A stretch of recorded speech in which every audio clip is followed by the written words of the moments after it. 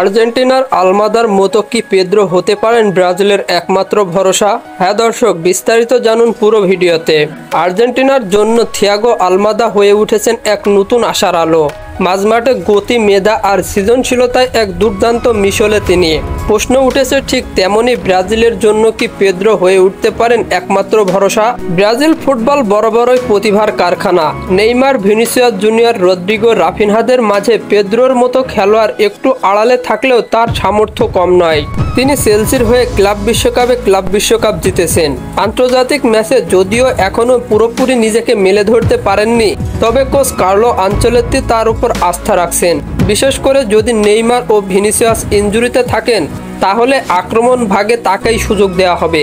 Brazil দলে যখন অনেক বড় নাম ধারাবাহিকতা হারাচ্ছেন, তখন পেদ্রোর মতো পরিশ্রমী ও গোছালো ফুটবলাররা হয়ে উঠতে পারেন নতুন রোল মডেল। আর্জেন্টিনা যেমন আলমাদাকে ভবিষ্যতের মূলধারার অংশ হিসাবে তৈরি করেছে, ব্রাজিলও তেমনভাবে পেদ্রোকে নিয়ে ভাবতে পারে। যদিও তাকে ঘিরে মিডিয়ায় হাইপ তুলনামূলকভাবে কম, তবে তিনি ক্রমেই নিজেকে প্রমাণ রাখছেন।